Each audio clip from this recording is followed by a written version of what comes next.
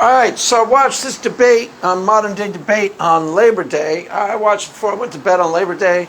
Is there an immaterial, can we prove an immaterial soul? It was TJump, Aron, and I guess Cliff and his son. I guess those two, I've seen those two in a debate before. Now, one of the things that I've been trying to stress here when you are participating in these debates as a Christian, I mean, I guess these guys were there when they decided what was going to be the topic of the debate, because they picked a topic that's the immateriality of human consciousness. There are two debates right now. There are probably going to be others in the future, but there are two debates that should be slam dunks for the Christian. They are based on provable facts, and they favor the Christian. That is the immateriality of human consciousness, which is slightly different from their structure of their debate, and the secular utility of religion. Both of those are slam dunks for the Christian community. Those debates we should be winning morning, noon, and night. So why they would structure this debate in a way that they're basically going to lose, I don't know. They were there when they picked the topic, right? And I watched the first, I watched Tom and Aron Ra's opening statement. Both of them are committed materialists. Actually surprised me about TJump. Why? Because of materials, therefore they could have structured the debate in a way where they could have won hands down. You cannot win a debate, I'm going to prove a soul. Why? Because that's setting the burden of proof way too high for you, and you're structuring the debate in a way that you're almost guaranteed to lose, because you are setting out to do something that you are not going to be able to do through the course of a YouTube debate. You're not going to prove a soul.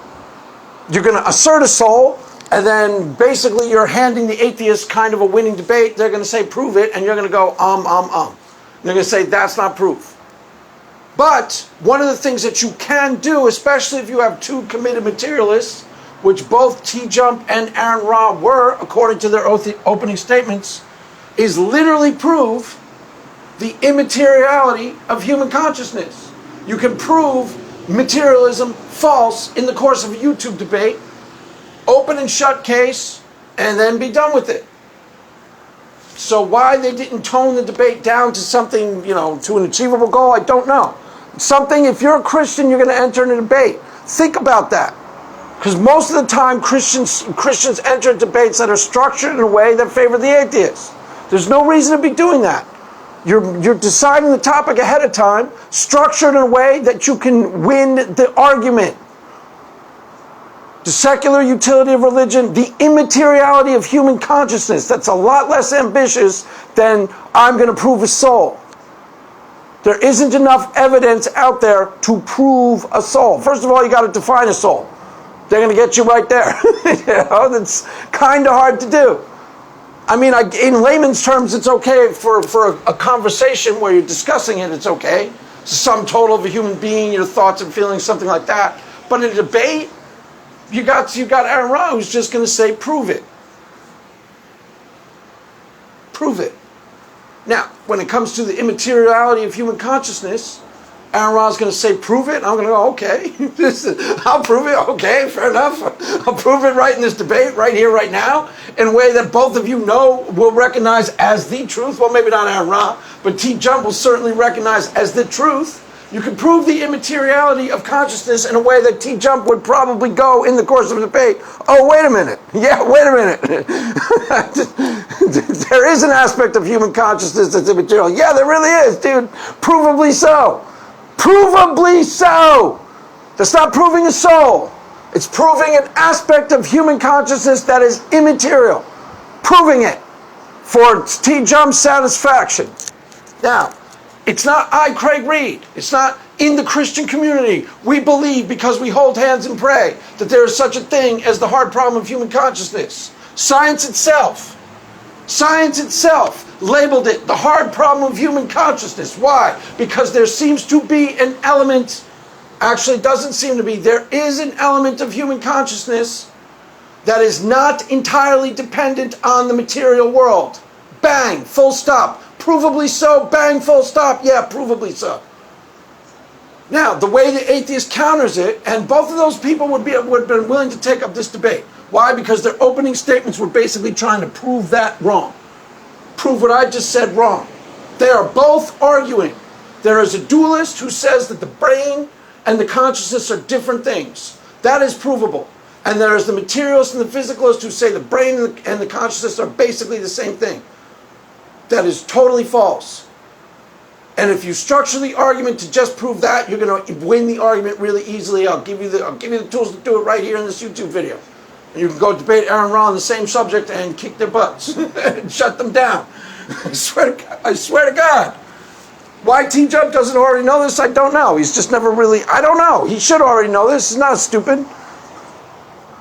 So, TJump in his opening statement starts arguing against what I just said. Basically starts arguing that the brain and the consciousness are the same thing. He uses all the standard arguments that every atheist I've ever heard use. If you damage the brain, some variation on you damage the brain, you damage the consciousness. First, let me deal with Aron Ra's opening statement. What on earth? Total gobbledygook. I've heard him say this. It's this insane, idiotic rant that's totally irrelevant to everything being discussed about human consciousness. I've heard him say it before. It makes no sense and it's totally irrelevant. I don't know. There's spirit. How a soul came about is spirit, and it's got this really weird theory about how the idea of a soul came about, and it's all totally nuts. Totally ridiculous, but anyways, it was irrelevant to everything that was said. He's got that rant I've heard him do that rant a couple times, and it doesn't make any sense. So, TJump's opening statement is more along the lines of what most people argue on the atheist community, the secular community, when this debate comes up. Consciousness and the brain are different things, Craig. Why? Because if you damage the brain, you damage the consciousness. That's the sum total of the argument. Okay, that's absurd, guys. If you're a physicalist listening to me, and a naturalist, that's absurd. Nobody, not now, not ever, I don't care how much of a dualist they are, is not arguing that the brain and the consciousness are not related to each other. They're not, in some ways, interdependent on each other. Everybody understands that. I don't care how much of a dualist you are. You aren't arguing, and never am I arguing, or is anybody ever arguing, that the brain and human consciousness aren't in concert with each other in some mysterious way. The best analogy I've ever heard on the subject is by Braxton Hunter's radio. You turn on a radio, okay? Music starts playing out of the radio. Everybody listening to me understands that the music coming out of the radio is different than the radio. It's even being produced from a different place. You get that, right? So it's clear those are two separate things, the music coming out of the radio and the radio. It's entirely dependent on the full functioning of the radio, the music. You hearing the music is dependent on the material substance of the radio itself, correct?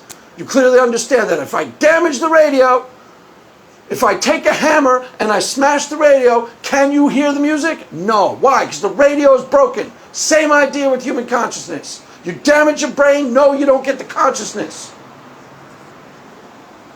It makes more sense if you're arguing about a soul. Because if you then it's more mysterious to the atheist or the secular person. Well, if you damage the brain, you damage the soul. How does that work? It's still not a good argument, but that's the gist of it. It's a lot more clear to understand when they're just talking about a soul. But TJump was talking about it in terms of pure materialism. Trying to argue that the brain and the consciousness are the same thing. That's absurd. Then he used an analogy to underscore what the other argument that atheists bring, that consciousness is an emergent property of the brain. So the analogy he used is you have bricks, because on the other side, Cliff, I think, was trying to argue that you can't have rationality from irrationality. You can't have thought process and consciousness from things that are material in substance. Now, everybody understands that this is true. There is something deeply mysterious at play here that science has known as deeply mysterious for centuries. That's why scientists itself call it the hard problem of human consciousness. And I don't see how a scientist in good faith could still be a materialist or a physicalist at this point. Why? Because there is very obviously a third thing going on that isn't dependent on the material substance of your brain. The consciousness originally is dependent on material substance of your brain, sure. But once produced, it operates according to different rules that it alone can decide. So it's totally independent. I think that made sense. So let's underscore it with his analogy about a wall. You have bricks in this debate. He used an analogy about a wall. You have bricks Everybody understands that bricks are on a wall. Yeah, we get that. Okay, we're with you, Tom. And then you put these bricks together and they build something completely new called the wall. Okay, if it were just as clear-cut as that, there would be no such thing as the hard problem of human consciousness. There are, according to science and according to what TJump knows, different things going on once you have that wall produced. A proper analogy would be the wall is produced, now the wall can walk around and paint pictures and do things independent of its structure, because that's what's going on with human consciousness. Provably so. Provably so. There's a thing known as neuroplasticity. Plasticity. TJump himself knows what it is. What does it mean? It means once my consciousness is produced, now he's arguing that they're the same thing because we can locate. It's not a good argument. His argument is that we know that they're the same thing because we can actually detect decisions being made by the brain once we detect the brain patterns. Okay, fair enough. Not very many people are arguing otherwise. They did kind of argue otherwise in this. They had this whole side argument where he said if you chop off the brain, you can see what the brain is actually doing, and that's basically true. If you study the brain, you can figure out what electrochemical impulses are hitting the brain and what they're going to produce. Yes, clear enough. That doesn't mean that determinism is now therefore true, because every single solitary scientist knows this. There is a thing known as neuroplasticity, wherein once my human consciousness is produced, the conscious agent, can actually alter the brain chemistry by thoughts. By my thoughts. By nothing dependent on the brain chemistry at all. That's what makes it the hard problem of human consciousness.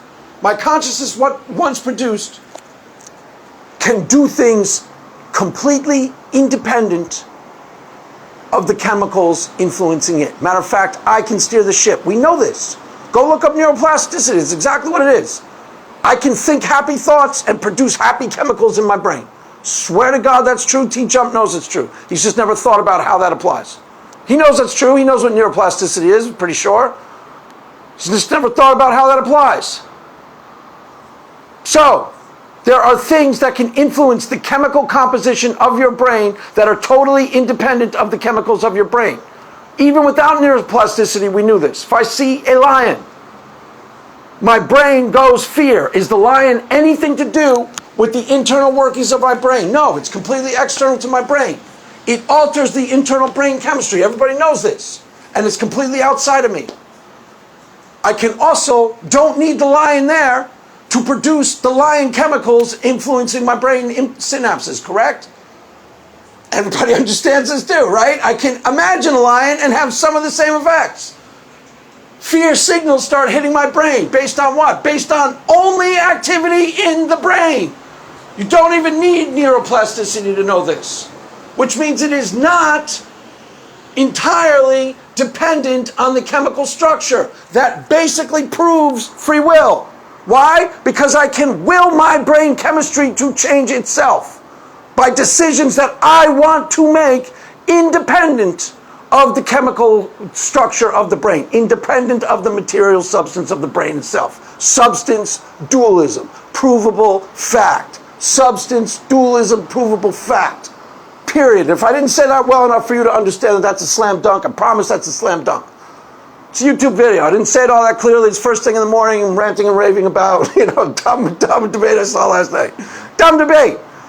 Aron Ross starts foaming at the mouth half the time. His opening statement was totally nonsensical and irrelevant to everything being discussed. He says he's a strict materialist too. He's going to have this neurosurgeon on his channel in a couple weeks. I can't wait to see that. Because according to him, she thinks that materialism is a slam dunk too. I don't see how that's possible at this point.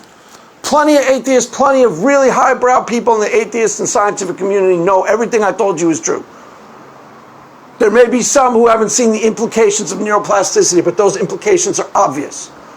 My consciousness once produced, even if you allow that consciousness is an emergent property of the brain, then you have a thing that, like Sam Harris, not a Christian, right? Everybody understands. Sam Harris is not a Christian, Craig. Okay. He even said, even if we allow that consciousness is produced as an emergent property of the brain, it seems to me, his words, Not the words of, my prayer partner at the church. This isn't something we're believing by faith. This is something that the evidence supports, hands down, case closed. Even if we allow that consciousness is emergent property of the brain, according to Sam Harris, it seems to me all you are doing is giving the very definition of a miracle. Sam Harris. Not Craig Reed. Sam Harris. Not my prayer partner at the church. Sam Harris. Why? Because something going on in human consciousness that in some ways is really obviously and provably independent of the material substance of the brain itself. Independent. Acts according to what it wants to do. Now, TJump starts trying to prove that free will doesn't exist, and he used the worst argument I've ever heard on free will. When you order pizza, I swear to God, he used this argument. TJump is actually getting a lot better at these debates. He's usually pretty good. I didn't realize that he has a position on substance dualism that is indefensible. Because most of the time he comes in with the position that's pretty solid, or at least solid enough to defend publicly in a way that's convincing. His position on this is indefensible. His position on free will is ludicrous. This is his argument. When you order pizza, there are things influencing your choice of the pizza based on your past, things that happened in the past. Okay, nobody's ever said otherwise. Therefore, there's no free will. Huh? How do you get that? That's not what free will means. Free will doesn't say, just like Kant, that's why they get confused about consciousness and physicalism and naturalism. Nobody is ever arguing as a dualist that your consciousness is not heavily dependent on the activity of your brain or strongly interdependent on the activity of your brain. Everybody understands if you damage the brain, you damage the consciousness. What we are saying is that the consciousness once produced, first of all, that seems to be by definition miraculous. That's why science itself calls it the hard problem of human consciousness, because it seems all we are observing is a miracle in action. Because the consciousness has a life of its own and it isn't entirely dependent on the brain chemistry. Matter of fact, it can, as I just proved, steer the brain chemistry, make decisions independent of the brain chemistry, and then alter the brain chemistry by those decisions. We call it neuroplasticity. TJump knows it exists. It is a provable fact, and it proves that there is a certain aspect of life that is immaterial, not dependent on material reality. Bang!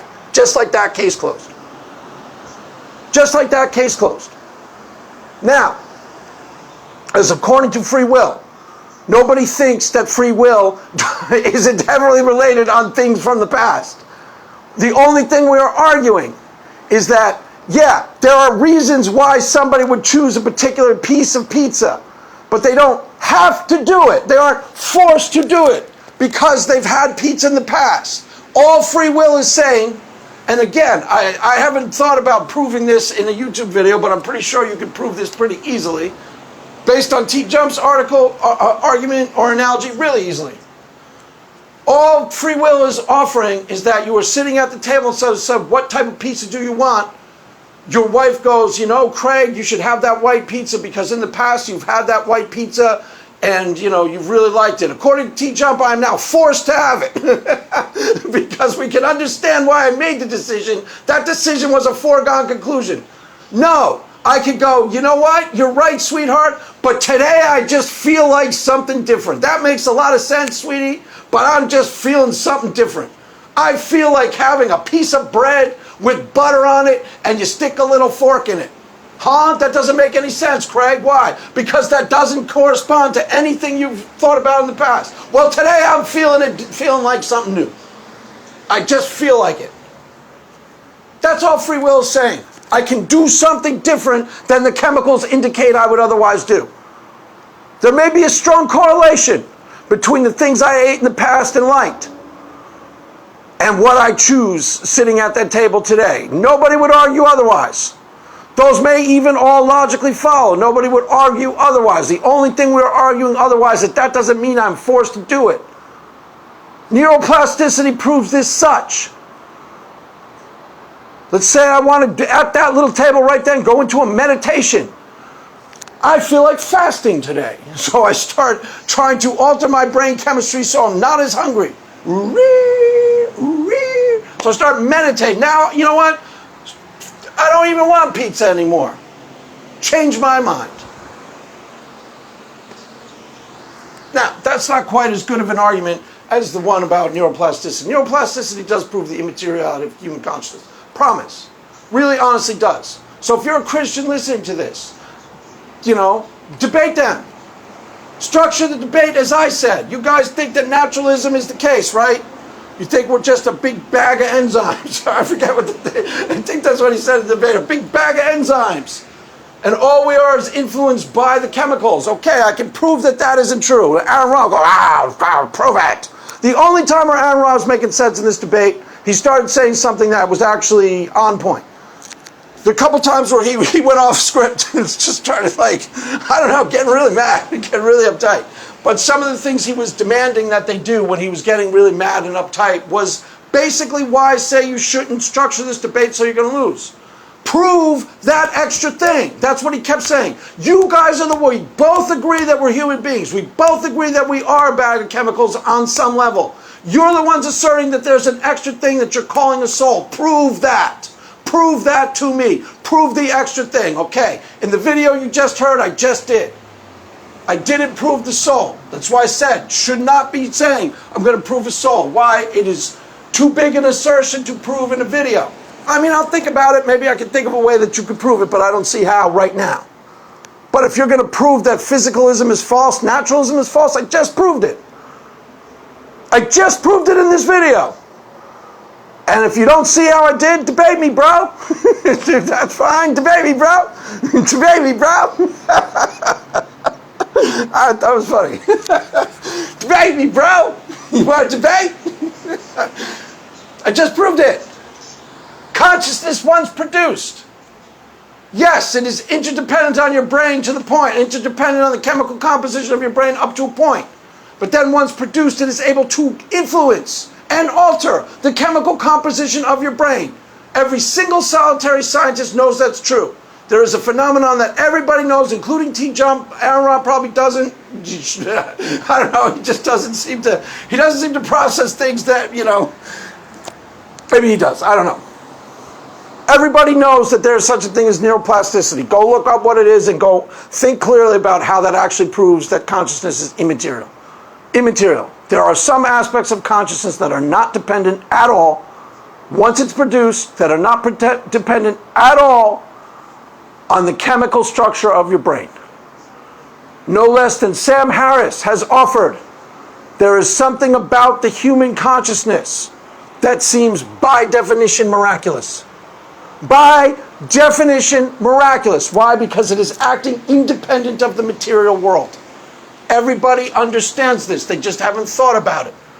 It can act in certain instances totally independent from the material world. So we have proved that at least one little small aspect of life is immaterial. If we can prove one little small aspect of life is immaterial, materialism and physicalism has been proven false. Why? Because there's at least one little small area in the human consciousness that can act independent of the material world.